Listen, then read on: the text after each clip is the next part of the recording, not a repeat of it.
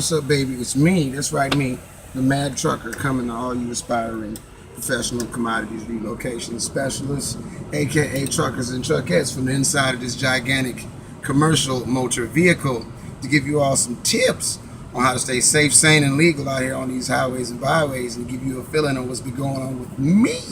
That's right, me, the Mad Trucker. So, with no further ado, let's get into it. Well, cats and kitties have been keeping up with the Mad Trucker. This company's had me on some wild goose chases. And needless to say, wild goose chases do not begot more money, especially when they don't want to compensate you for services rendered.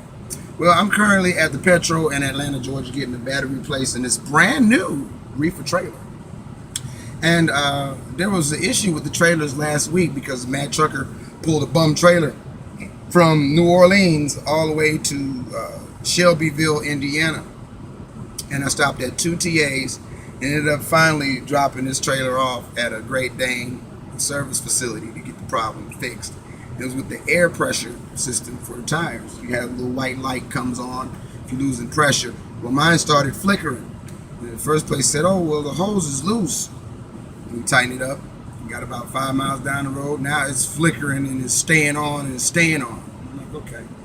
Stopped in Tuscaloosa. They found holes in the lines. And I'm noticing that my air pressure's dropping. I'm keeping an eye on it. I hear a buzzer, I'm pulling over and popping the brakes. As any good commodities relocation specialist should know and should do. Okay, you lose air, you need to get it to the shoulder and pull the motherfucker over. You listening. Pull the motherfucker over and pop the brakes. Anyway, I digress. So, I had some interesting conversation with the gentleman at Breakdown when I was in Tuscaloosa. He said, well, just tell them to block it off. But the people at the TA was saying, we can't do that. But we can put them back on there. We can't block them off. So when I got to Shelbyville, Indiana, they had me deadhead to Indianapolis after I dropped the load off. And they didn't have the part in stock, and it wouldn't be in stock for 3 days. So, I called Breakdown. Well, why didn't you have them just block it off? Well, the people at the TA said they can't do that. And his reply was pretty much verbatim, oh, that's bullshit. They do it all the time. Last time I checked, there wasn't anybody in this passenger seat. Last person who was in the passenger seat with the Mad Trucker going down the road was Mama Turtle, and we all know what happened with that. But I digress again. Now I'm at the Petro in Atlanta because I had to go hunt for another empty. I'm supposed to be home today. Good luck with that shit. But on the subject of trailers, companies like to cover their ass. And I'm going to let you all listen to the CEO of the corporation, his message for drivers. To hear the driver operation updates message, press 0. You have Good afternoon, this is Jim Richards with your Friday update. It's August the 5th. Talk a little bit about what my special message was about to you first part of the week. I did receive a lot of calls back from you folks, but talking about the trailer fires that we've been having, and I had a lot of recommendations from you folks, and we appreciate that. We've got a lot of engineers that have been on this case for a while. We've got Bendix on the case, utility trailers are on the case, we've got a set of fire investigators on the case, so we've got a lot of people looking at this data and trying to figure out what our problem is. I will tell you that there is no doubt about it that we've got a problem. We've had 25 trailer fires in 27 months. We have found that there's a couple of other competitors that have had somewhat of a similar problem. We've got utility trailer folks that will be here this coming Wednesday. So there's a lot of attention being put on our account and on what's going wrong here. I tell you this to tell you that we've got a lot of folks looking at it, but I need you to continue to be very, very alert. If you feel any resistance or like the brakes are beginning to apply on the trailer, I need you to pull off the side of the road immediately, get to a safe place, and call road breakdown immediately. Be careful. I mean, we've got, like I said, we had 4 fires in the last week. It is certainly a problem. We have not been able to determine yet what the problem is, but I just want you to be aware, be our eyes, be our ears, and if you feel for any reason that the trailer is starting to drag a little bit or offer a little bit of resistance like the brakes are applying somewhat, pull it over immediately, and let's get road breakdown on the phone. So help us with that if you will. Also, let's all make sure we got a good fire extinguisher. You know where that is. You can get your hands on it pretty quick, because obviously, if you do have a fire, you got to act pretty quick, or that thing goes up pretty quick. So just be aware. We're letting you know that we are aware that we have a problem. We just have not been able to determine what is causing the problem at this point in time. We do feel like that it's probably as a result of some type of air leak, whether it be through the brake chamber or whether it be through the air lines, but we're not positive yet at this point. But it appears that we might have an air leak somewhere that's creating the brakes to start engaging and get hot. So that's kind of where we're looking, but we've not been able to determine that is the case as of yet. So just need all of you to be aware and keep an eye on what's going on there. Last thing I need to mention is obviously schools are getting back into swing. Be watching for those school buses and kids and moms and dads that are getting them to school, and let's make sure that we're practicing defensive driving. Be watching for construction zones. This is the time of year where there's a lot of construction going on the highways, and certainly don't need to get into a construction zone at a rate of speed and have an accident. So let's drive safe, be careful out there. Let's keep an eye on these trailers and follow road breakdown if you have any hint of a problem whatsoever. Thank you and have a great weekend. Bye-bye. There you have it. From the man himself. Now, when I told him that light was on, oh, you'll be all right, mad trucker. You just take it to the shop after you deliver that load. And see, the mad trucker's stupid, because what I should have did was shut myself down until they fixed it. But you all out there know, if you're not going down the road, you're not getting paid. And what I did was something that none of you out there should do. I proceeded to keep my happy ass rolling down the interstate. Keep an eye on my gauges. Feel the trailer. The trailer that started to feel like it was lagging, I would have got off on the exit, popped in brakes. But it's taking a chance. That's a chance that you take.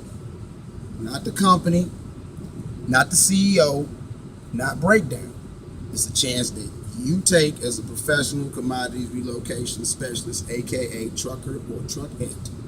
Protect your livelihood, protect your CDL.